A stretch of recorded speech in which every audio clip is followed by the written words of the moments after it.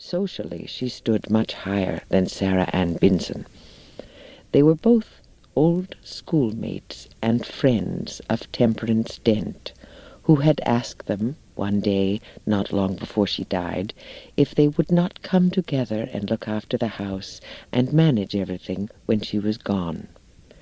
She may have had some hope that they might become closer friends in this period of intimate partnership, and that the richer woman might better understand the burdens of the poorer.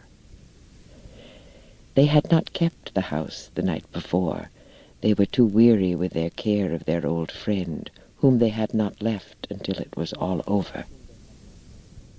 There was a brook which ran down the hillside very near the house, and the sound of it was much louder than usual.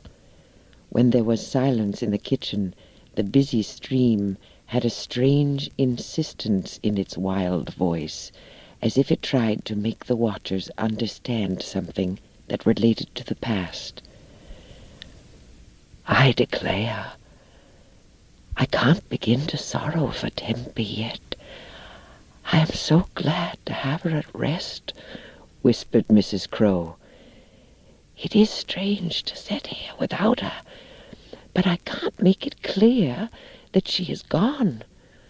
I feel as if she had got easy and dropped off to sleep, and I'm more scared about waking her up than knowing any other feeling. Yes, said Sarah Ann, it's just like that, ain't it? But I tell you, we are going to miss her worse than we expect. She's helped me through with many a trial, has Temperance. I ain't the only one who says the same, neither.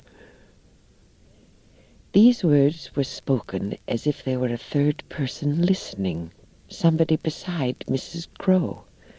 The watchers could not rid their minds of the feeling that they were being watched themselves. The spring wind whistled in the window crack now and then, and buffeted the little house in a gusty way that had a sort of companionable effect.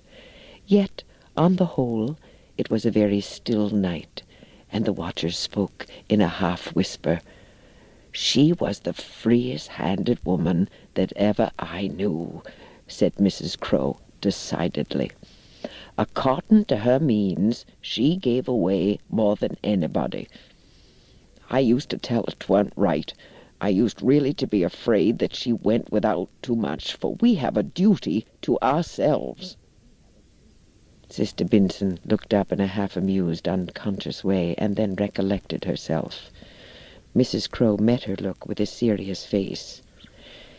It ain't so easy for me to give as it is for some, she said simply, but with an effort which was made possible only by the occasion. I should like to say, while Tempe is laying here yet in her own house, that she has been a constant lesson to me. Folks are too kind and shame me with thanks for what I do. I ain't such a generous woman as poor Tempe was, for all she had nothing to do with, as one may say. Sarah Binson was much moved at this confession, and was even pained and touched by the unexpected humility. You have a good many calls on you, she began, and then left her kind little compliment half-finished. Yes, yes, but I've got means enough. My disposition's more of a cross to me as I grow older, and I made up my mind this morning that Tempe's example should be my pattern henceforth. She began to knit faster than ever. 'Tain't no use to get morbid. That's what Tempe used to say herself, said Sarah Ann, after a minute's silence. Ain't it strange to say used to say? And her own voice choked a little. She never did like to hear folks get going about themselves. 'Twas only because they're apt to do it so as other folks say it was not so and praise 'em up, humbly replied Mrs. Crow, and that ain't my object. There weren't a child but what Tempe set herself to work to see what she could do to please it. One time, my brother's folks had been stopping here in the summer from Massachusetts. The children was all little.